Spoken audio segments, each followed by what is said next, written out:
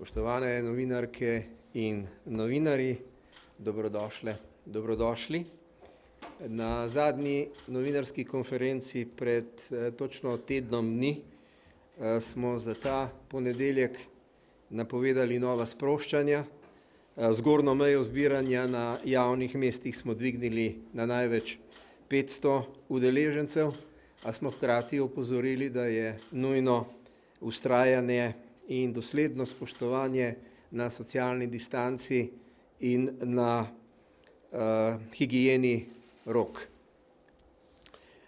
Najavili smo tudi sprostitev potovanj med državami, tako smo v soboto sprostili Furlanijo, Julijsko krajino in v ponedeljek dodali na zeleno listo še Republiko Črno goro in preostanek oziroma celotno Republiko Italijo. No, medtem so se pri nas pojavili novi primeri bolezni, novi primeri pozitivnih ljudi. Sedaj vsak dan sledijo novi in novi. Predvčerajšnjem smo imeli 4 nove, včeraj že 8 primerov, uvoz se krepi iz dneva v dan.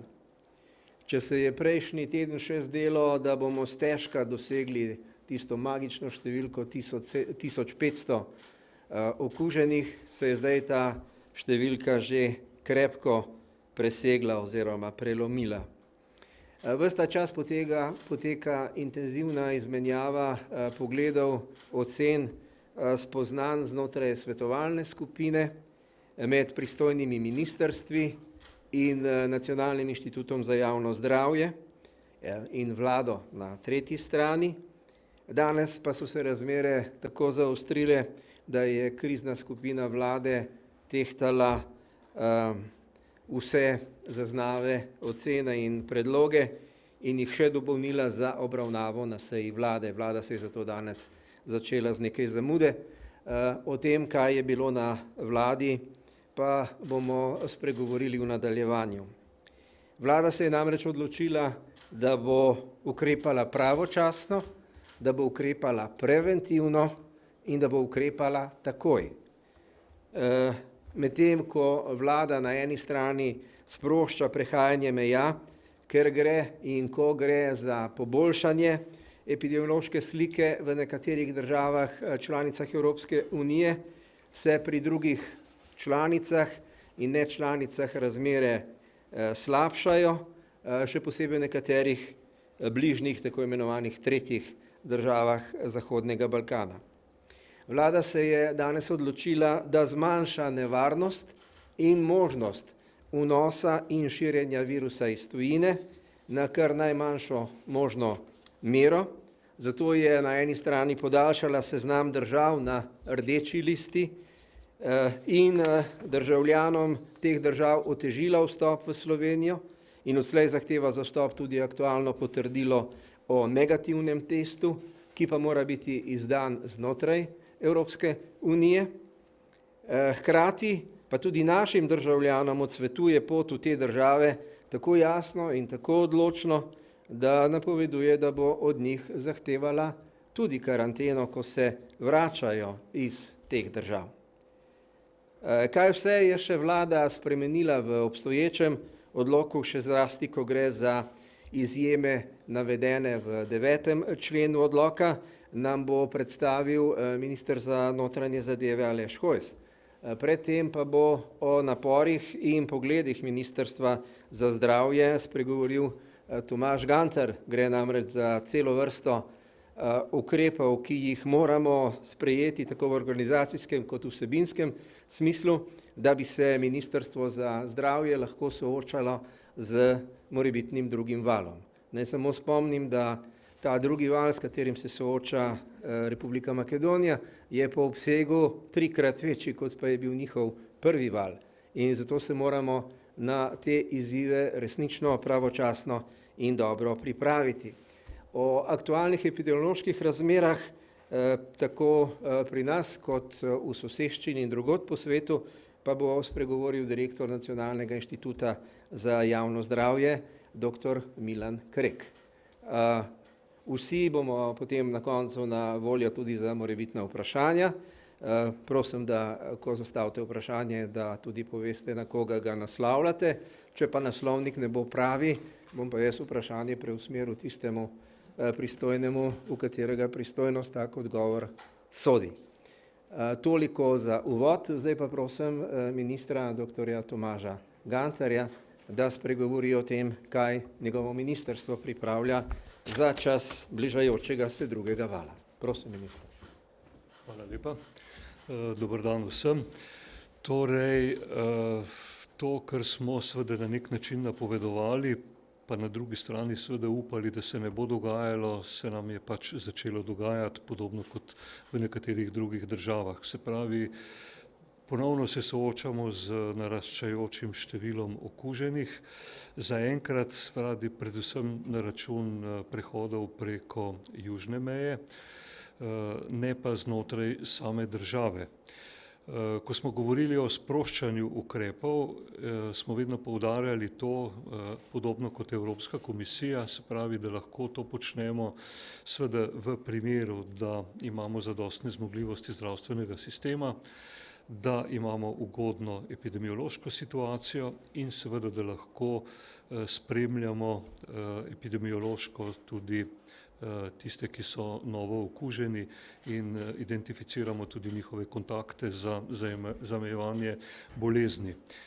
Verjetno se spomnite tudi naših trditev v preteklosti, da je bilo rečeno, da vkolikor bi v primeru epidemije v samem začetku, v marcu, reagirali en teden prej, bi imeli 5-krat manj težav oziroma 10-krat več, če bi reagirali en teden pozneje. To so bili pač matematični modeli. In to, kar želimo preprečiti v tem trenutku, je to, da se ne bi zgodilo, da ne bi uspeli stikov tistih, ki so okuženi, tudi spremljati. Imamo majhno število epidemiologov v naši državi in žal seveda tudi nismo bili pripravljeni v tistem trenutku sprejemati kakršnihkoli drugih metod spremljanja, aplikacije ali ostalo, kar bi na nek način tudi posegalo v človekove pravice. Takšno je bilo pač mnenje. Zato je zdaj čas seveda, da takoj odreagiramo in sicer tam, kjer je to potrebno, v prvem delu seveda na naših mejah, predvsem južni meji. Ravnamo se v skladu z navodili, to, kar bo obrazloženo pozneje, glede na epidemiološko situacijo. In vemo, da v nekaterih državah, kjer smo zdaj imeli bolj sproščen pretok, se ta situacija spreminja in je prisoten predvsem trend naraščanja števila teh okužb v samih teh državah.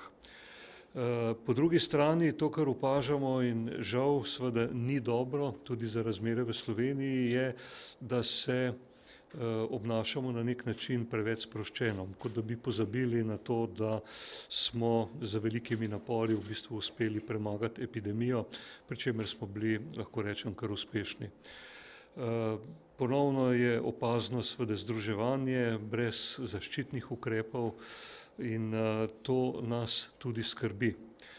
V prvi fazi se zato ne odločamo o tem, da bi zaostrovali ponovno ukrepe znotraj države, znotraj Slovenije. Treba je pa vedeti, da vkolikor bo to potrebno, bo gotovo eden izmed prvih ukrepov ponovno povratek k zmanjšanju števila tistih, ki se lahko zbirajo. Zdaj smo pri številki 500. Če bo potrebno, bomo to zelo hitro nazaj na 200 vrnili in v primeru potrebe seveda stopnjevali ponovno ukrepe. Jaz sicer verjamem, da lahko to preprečimo. Ne smemo namreč pozabiti na osnove, ki smo jih ponavljali tekom epidemije ves čas, se pravi na vzdrževanje distance, na higieno rok, kašlja, na uporabo zaščitnih mask, kjer ni možno vzdrževati distance vsaj 1,5 metra. In to je še vedno izhodišče in osnova, če želimo kot država ostati na varni strani in če se želimo izogniti ponovnemu stopnjevanju ukrepov znotraj države. Vzporedno se seveda mi tudi pripravljamo na morebitno ali pa na večji obseg morebitnega drugega vala, večji obseg okuženih. predvsem na tistih področjih, ki so bila v prvem valu bolj izpostavljena, se pravi, iščemo rešitve za večjo varnost v domovih za starejše občane in seveda iščemo tudi rešitve, da ne bi ponovno bilo potrebno zaustavljati gospodarstva, glede na to, da tudi to seveda v veliki meri vpliva na naša življenja. Tako da naprej veljajo ukrepi, kot so bili dorečeni seveda za domove in seveda veljajo tudi za zdravstvo. In tudi znotraj zdravstvenega sistema pač moramo paziti na eni strani, da ne prihaja do okužb zdravstvenih delavcev in na drugi strani nekontroliranega vnosa okužbe strani bolnikov. Naprej izvajamo tudi redna testiranja vseh, ki imajo znake respiratornega infekta. To pomeni, se pravi, da imamo nadzor nad situacijo in da se odločamo na podlagi podatkov, ki jih imamo. In osnovni namen še enkrat zgodnjega ukrepanja je, da nam število okuženih ne zbeži izpod nadzora v smislu spremljanja vseh kontaktov in potem potrebnih izolacij ali karanten. Jaz bi v tem trenutku edino ponovno apeliral na vse nas, vse prebivalce, da ne pozabijo, zakaj smo uporabljali zaščitno opremo in da bolezen COVID-19 še zdaleč ni premagana. Praktično večina držav, kjer je prišlo do velikega sproščanja ukrepov, začenja plačevati ponovno višjo ceno. Jaz si enostavno ne želim, da bi bila Slovenija med njimi, zato gremo s pravočasnimi ukrepi in zato je tudi usoda, kaj bomo morali sprejemati, kakšne odločitve bomo sprejemali v prihodnje, v bistvu v rokah vseh nas. Se pravi, predvsem glede upoštevanja osnovnih navodil, ki jih ves čas ponavljamo in ki so očitno še vedno nujno potrebna za upoštevanje. Če smo zmogli prvič, jaz verjamem, da bomo tudi drugič. Je pa treba seveda vse skupaj resno jemati. Jaz mislim, da glede na to, da nismo ekstremno hude izkušnje doživljali, podobno kot nekatere naše sosednje države, še ne pomeni, da lahko avtomatično smatramo, da jo tudi v nadaljevanju ali ob morebitnem drugem valu ne bi. Zato je res ključno, da se vseh teh navodil držimo.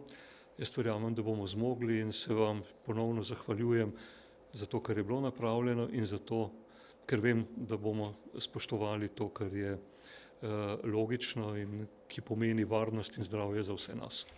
Hvala lepa.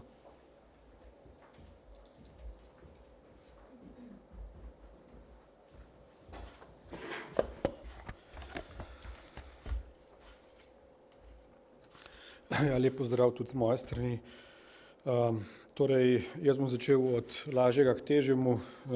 V preteklosti je vlada sprejela odlok o odrejanju in izvajanju ukrepov za preprečitev širjenja koronavirusa na zunanjih mejah in kontrolnih točkah, torej na notranjih mejah Republike Slovenije, zato da v kar največji meri preprečimo dodatne izbruhe ali pa ponovno pandemijo koronavirusa. Torej, odlok je bil koncipiran in z današnjim dnem v bistvu zgolj dopolnjen na podlagi zelo preproste slike, če jo ponazorim z 3 shemami. Torej, na eni strani imamo države, ki so na zeleni listi, na drugi strani imamo države, ki so na rdeči listi. Oba seznama boste našli kot prilogo odloka. Potem pa imamo tretje države, torej države, ki so na tako imenovani rumeni listi. Te liste ne boste našli, je pa to lista, torej lista preseka, torej tiste države, ki jih ni bodisi na zeleni, bodisi na rdeči, tiste države so na rumeni listi. Torej, z današnjim dnem je Republika Slovenija na zeleno listo, torej na listo držav, s katerimi nekako ni težav, s katerimi je tako prehod njihovih državljanov kot nas tja pravzaprav neomejen, torej sproščanje, ki ga je priporočala tudi Evropska komisija, dodatno razširjen z naslednjimi državami. Torej z Dansko, z Luksemburgom, z Malto, z Španijo, z Irsko in z Francijo.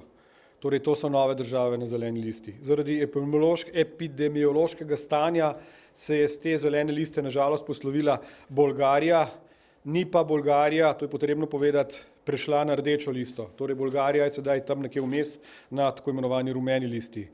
Žal smo morali zaradi naše bližine, torej zaradi bližine teh držav in izjemnega poslabšanja oziroma samega trenda naraščanja epidemije v državah naše, bi rekel, relativno blizu, torej držav ex-juge, če se izrazim malce bolj po domače, na listo držav z rdečo, se pravi na rdečo listo uvrstiti tako Bosno in Hercegovino, tako Kosovo, kot nažalost tudi Republiko Srbijo. Torej, zakaj gre, morda povsem na kratko, da bo, in rad bi seveda dovolj plastično to ponazoru, torej za vse iz rdeče liste, torej bodisi za naše državljane, bodisi za državljane teh držav, bodisi kogarkoli, ki prihaja iz teh držav, je za vstop v Slovenijo obvezna karantena. Torej, če prihajate iz držav, ki so na rdeči listi, je po vstopu karantena obvezna. Za tako imenovano rumeno listo, torej, če se izrazimo bolj po ameriško swinging countries, ne, torej države, ki nekako nihajo, je bilo v odloku uvedenih kar nekaj izjem. Te izjeme so bile opredeljene v 10. členu odloka in te izjeme se z današnjim sklepom na vladi oziroma z današnjim sprejemom na vladi tudi, moram reči, kar precej zaostrujejo.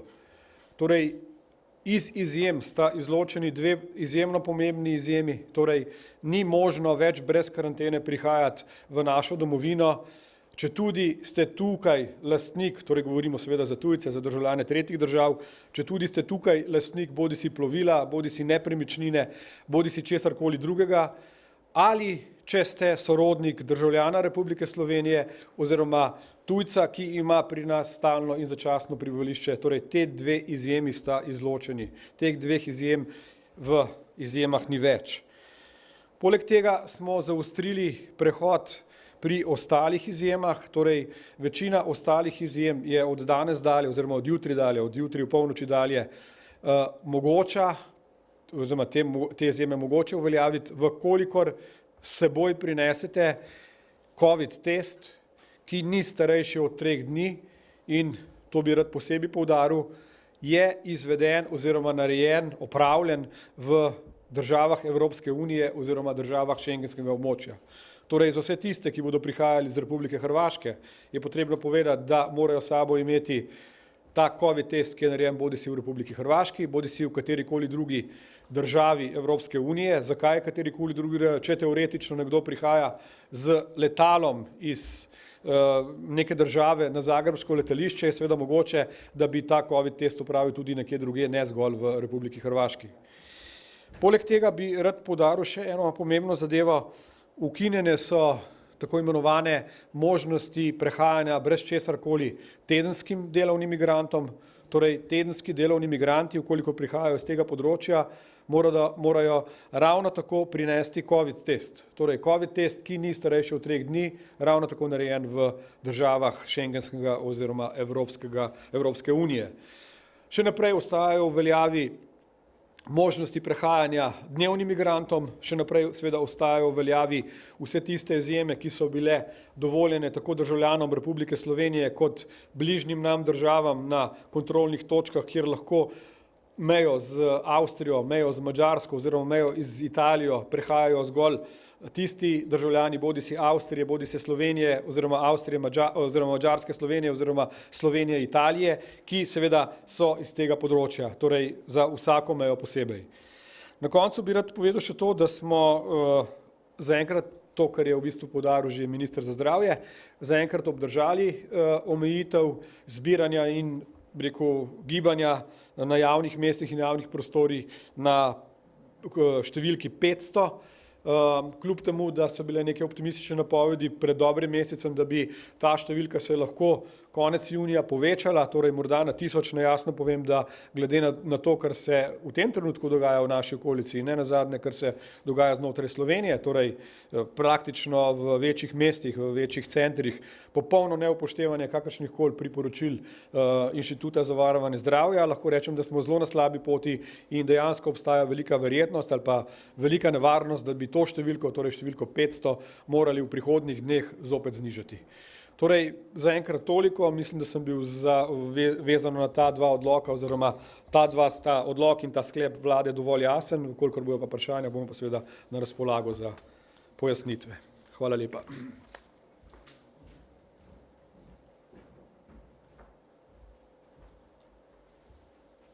Ja, upam, da ne bo zvonil vmes. Moja naloga je danes, da vam povem nekaj epidemioloških podatkov. Za včerajšnji dan veste, da smo imeli 952 testov opravljenih, da smo našli 8 pozitivnih oseb, da je bilo hospitaliziranih 6, da je bilo v intenzivni negi zopet 1 oseba, umrlih ni bilo. Zdaj, če pogledamo obdobje od 3.6. do 17.6., to je daljše obdobje, smo imeli 34 primerov. Zdaj, na začetku smo imeli primerje 5, 1, 1, 2, nič in tako dalje. V zadnjih dnevih pa se je začelo to strmo dvigati od 1, 3, 4, 8, kar pomeni, da imamo situacijo, ki jo je potrebno resno vzeti. Rad bi vam še to povedal, da so po posameznih območjih smo gledali, večina tistih, ki so bili pozitivni, so bili prinešeni, to se pravi zunanji, niso bili notranji. Lahko tudi po državah povem, iz Rusije ste bile 2 osebe, iz BiH iz Bosne in Hercegovine jih je bilo 9, iz Srbije 3, iz Švedske 1, iz Združenih držav Amerike 1, neznano 4, potem pa vsi tisti, ki so bili pa sekundarno okuženi od teh novodošlih v državo, jih je bilo pa 14. Tako smo imeli dejansko 34 okuženih v tem obdobju. Seveda ugotavljali smo tudi, da je bilo med temi, ki so bili okuženi, ki so prišli v našo državo, predvsem tisti, ki so prišli preko pogojev, ki so določeni v 10. točki tega dokumenta, ki pač opredeljuje prehode čez mejo, in so prišli v Slovenijo kot izjema po 10. členu. Zato smo tudi kot Nacionalni inštitut odreagirali in predlagali vladi, da nekako ponovno proučimo in da na novo postavimo ta dokument. Ta dokument vam je predstavil tudi gospod minister Hojs. Zdaj, ukrepi za naprej. Mi imamo v tem trenutku, seveda, to že veste, relativno nizko število epidemiologov in smo kot taki, nismo sposobni velikega števila obvladovanja okuženih.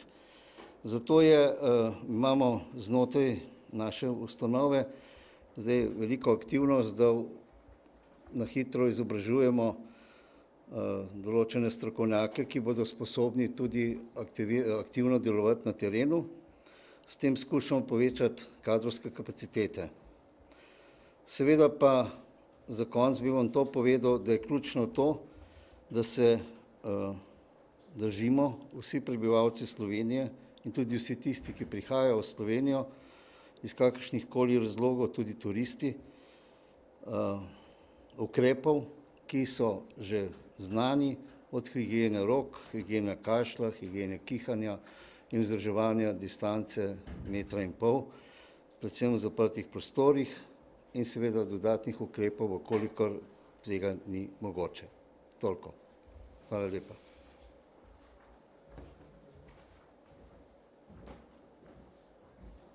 Hvala lepa obema ministroma in dr. Kreku. Zdaj smo na voljo za vprašanja, ukolikor vprašanja so. prosim z njimi na plano.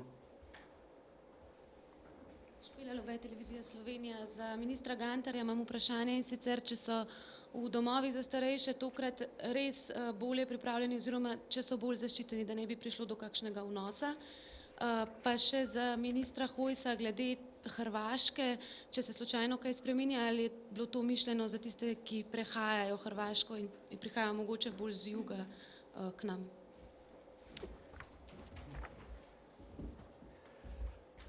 Ja, zdaj glede domov za starejše, zdaj še enkrat, mi smo imeli kljub vsemu v domovih dokaj dobre rezultate in tam, kjer niso bili, je bilo posledica vnosov v bistvu pred ukrepi in pred začetkom epidemije, ampak kljub vsemu.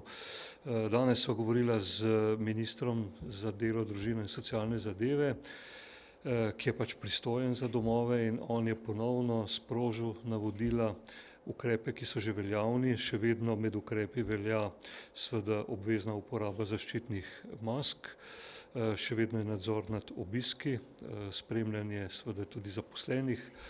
Na drugi strani pa zdaj poskušamo seveda tudi zagotavljati dodatno osebje oziroma preko dogovora, da bi pač okrepili ekipe in seveda tudi dodatno šolanje. Zdaj bistveno več v tem delu je težko narediti. To, kar smo mi še dodatno sprejeli, jaz sem imel razgovore z nekaj direktorji bolnišnic, da bi lahko v primeru prvih okužb, samo prvih okužb, te, ki bi potencialno bili oziroma ki bi bili okuženi, začasno namestili v sklop nekih negovalnih bolnišnic, ampak to govorim dejansko o delu bolnišnic, ki bodo temu namenjene. Teh imamo zdaj 4 ali 5 lokacij, zato da se dom lahko dejansko prilagodi to, kar smo ves čas govorili na te cone. In potem se takega oskrbovanca seveda vrne v dom. Še vedno pa bo veljalo naprej, da je za sprejem v bolnišnico pač odloča zdravnik glede na medicinsko indikacijo. To pomeni samo pomoč v začetku in pomeni tudi možnost bivanja v takšni negovalni bolnišnici tistega, ki se je v bolnišnici zdravil, in vemo, da pri teh je praviloma okužba traja dalj časa in da potem dokler je kužen, lahko še vedno preživi na tem nivoju. Tako da delamo seveda tle na podlagi izkušenj, ki smo jih imeli, spremembe, ki mislim, da bi morale še večjo varnost zagotavljati v domovih. Še kaj zame? Ne, s Hrvaško v tem trenutku ni sprememb, torej vhodi in izhodi na Hrvaško so taki, kot so bili. Hrvaška je ena epidemiološko bolj varnih držav v Evropski uniji, tako da se zadeve, o katerih sem govoril, nanašajo na tretje države, torej na države Srbijo, Bosno in Kosovo. Te spremembe začnejo veljati ob polnoči ali jutri? Ja, spremembe začnejo veljati 19. julija ob 00:00. Imamo še kakšno vprašanje? Prosim.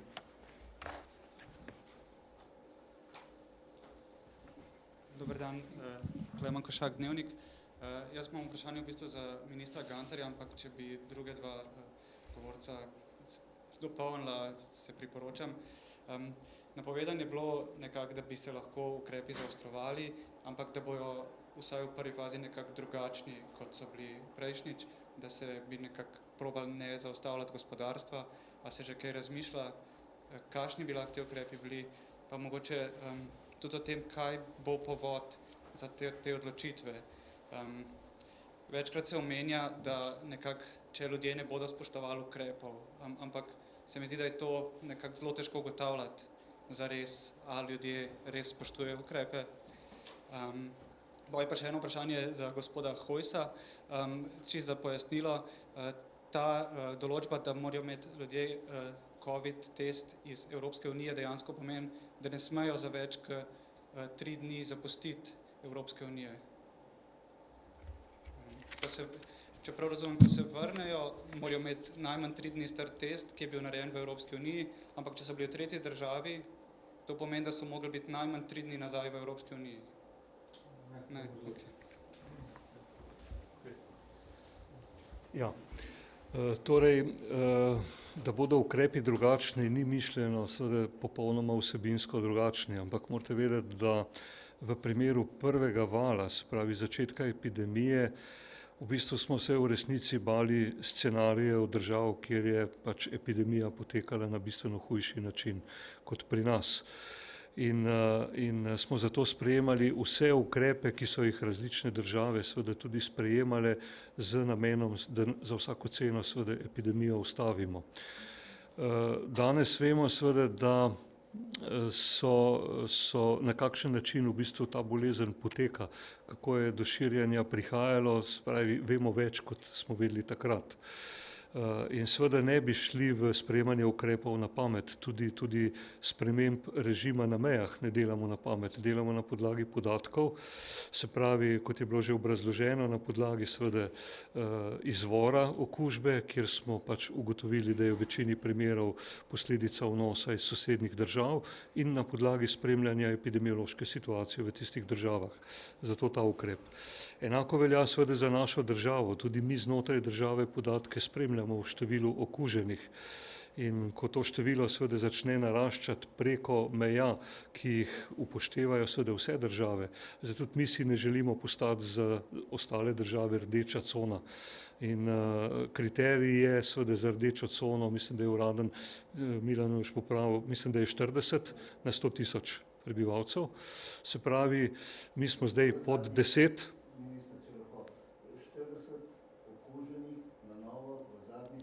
No, ok, na 100 tisoč prebivalcev. No. In države, ki so v zeleni coni, jih imajo pod 10. Slovenija je imela tudi krepko pod 10, bila je med boljšimi. In seveda, če bo to število začelo naraščati, je za nas tudi alarm znotraj države, da je potrebno ponovno na posameznih področjih ukrepe sprejemati. Govorimo pa predvsem o področjih, ki pridejo prvo na vrsto, spravi, kjer je več bolj intenzivnih stikov. Zato smo omenili že danes recimo zbiranje, masovno zbiranje, ki je danes omejeno na 500 ljudi in prvi ukrep bo seveda, da to poskušamo zmanjšati. In to je seveda glavni namen, predno bi se odločali seveda o nadaljnih korakih, ampak še enkrat jaz upam, da smo toliko razumni vsi, da vemo, da ta nevarnost še vedno obstaja in da to ne bo potrebno. Še hočem? Ja, ne vem, ja, mogoče. Ja, ne, za ministra Hojsa. Ja, morda nisem bil dovolj jasen, torej gre za to, da test ne sme biti starejši od 3 dni. Ne? Torej, če se vi vračate iz Republike Hrvaške, ne, to pomeni, da boste v Republiki Hrvaški mogli narediti ta test. Zakaj govorimo o testu v Evropski uniji? Zaradi tega, ker nekako vemo, da je Evropa bolj regulirana, da je Evropi moč bolj zaupati, več zaupati, torej da ne predvidevamo, da bi recimo pri teh evropskih testih, vključno s Hrvaško, seveda kot članico Evropske unije, lahko prihajalo do zlorab. Bi pa rekel še eno stvar. No. Poglejte, jaz sem prepričan, da se v vsakem odloku ali pa v vsakem predpisu da najti nekaj, kar želimo ali pa kar bi bilo mogoče kršiti. Ne. Odloki so načeloma napisani zato, da jih ljudje spoštujemo in seveda so napisani za tiste, ki verjamejo, da so te odloki pravzaprav za njih, ne za neko bi rekel, imaginarno ljudstvo. Ne podcenjujte tega, da je policija, to sem že večkrat povedal, zmožna preverjati tudi širše. Torej, ena od stvari, o kateri še razpravljamo, je ta, seveda, da je možno najti tudi podatke, mislim, da jih zdravstvo že ima, torej od tistih, ki so prišli iz neke tretje države, v bistvu lagali na meji ali pa bi rekel, dajali napačne podatke, kar pomeni, da so govorili, da so prihajali iz Hrvaške, prišli so pa recimo iz Srbije. Vkolikor se ugotovi, da je ta človek v bistvu dajal krivo pričal ali pa dal krive podatke in posledično okužil ljudi, ki so za koronavirusom zboleli, gre seveda za kaznivo dejanje, ne, ki se preganja po uradni dolžnosti in lahko napovem, da bomo take storilce seveda tudi po uradni dolžnosti preganjali. Torej, gre enostavno za to, da želimo vpeljati več reda in pa seveda zavedanja prebivalcev Republike Slovenije, da je stvar zopet eskalirala oziroma da je relativno resna. Preden zastavite naslednje vprašanje, bi rad zelo jasno povedal, da se je vlada zdaj odločila ukrepati za to, da zmanjša oziroma prepreči možnost vnosa virusa iz tujine. Torej, to so ukrepi, ki so namenjeni tujini oziroma našim potnikom, našim državljanom, ki potujejo v države, ki so na rdeči listi. Kdorkoli bo tja potoval, se ne bo mogel izogniti karanteni. To je jasno sporočilo, da je tako potovanje tvegano in da se je treba soočiti s temi posledicami. S tem že močno zamejimo, ko zmanjšamo število ljudi, ki tja potujejo, možnost, da ob povratku kaj prinesejo nazaj. Na drugi strani pa državljanom teh držav močno omejujemo, kot je minister Hojs zelo jasno povedal, niso več izjeme. Izjema, če tudi ima plovilo v izolski marini, ne more več priti iz te rdeče države brez 14-dnevne karantene. To, kar se nam je dogajalo v preteklih tednih, se ne sme več ponoviti, zato so bile te zaostritve tukaj zelo jasno izpovedane. Kaj pa bo vlada odločila za primer, da bi se začel virus širiti znotraj Slovenije, to so pa seveda drugi ukrepi, s katerimi ne želimo zdaj na nek način obremenjevati ljudi. Verjamemo, da so ti dvigi, povečano število pozitivnih, dovolj resno opozorilo, da velika večina prebivalstva to lahko razume, da temu primerno preventivno ravna, če pa bo pač potrebno, potem se bo tako krizna skupina kot svetovalna skupina, kot vlada s tem zelo resno soočila. Verjamemo, da bo čez kakšen teden, ko bodo mimo kje kakšne volitve, soočeni tudi z veliko večjim porastom pozitivnih v nekaterih državah in takrat bo pač trenutek resnice, ko se bo treba vendarle pogledati in ugotoviti, da je vlada tokrat danes res reagirala preventivno in pravočasno, da se ne bi soočili s plazom, ki bi lahko iz teh kratkoročnih poskusov prikrivanj realnega stanja lahko plusknilo v Slovenijo. Če nam raste število, če raste število v Črni Gori, če raste še kje, ponekod pa kljub temu, da imajo 16.000 ljudi na stadionu, ni tega porasta, ki bi bil primerljiv, adekvaten takemu številu, govori o tem, da moramo ravnati odgovorno in da ne smemo vsake ocene, vsakega števila, ki ga objavljajo v nekaterih državah, resno jemati. Mi imamo lastno epidemiološko oceno, za tem stoji Nacionalni inštitut za javno zdravje, soočamo informacije, ki jih imamo, diplomacija tukaj prispeva svoje, obveščevalne službe dajo svoj del in na podlagi tega se naredi končen presek in končna ocena, na katerih potem vlada utemelji svoje ukrepe. Zdaj pa smo na voljo še za druga vprašanja. Samo razjasnitev dejstva za kjerkoli ministra. Čeprav razumemo, tisti, ki recimo prihajajo iz Bosne, opravijo COVID test na Hrvaškem. No, dobro. Ok, pa za gospoda Gantarja, mogoče še glede testiranj, če lahko. Ali res vse testirate, recimo zdaj med otroki je veliko prehlada, smrkavih, skratka, kje je tista meja, kjer se odločate za testiranje?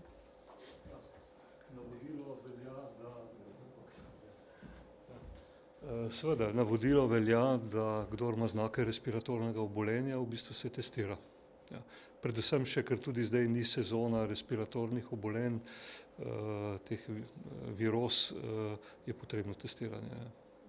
Nekateri poročajo iz prve roke, recimo zdravniki rečejo, dokler ni res vročine, če samo prehlad, ne testiranje. Seveda zdravniki se odločajo, indicirajo preiskavo, medtem ko navodilo pa je, se pravi, znaki respiratornega infekta tudi v tem času in seveda glede na prisotnost covida je pač smiselno testiranje.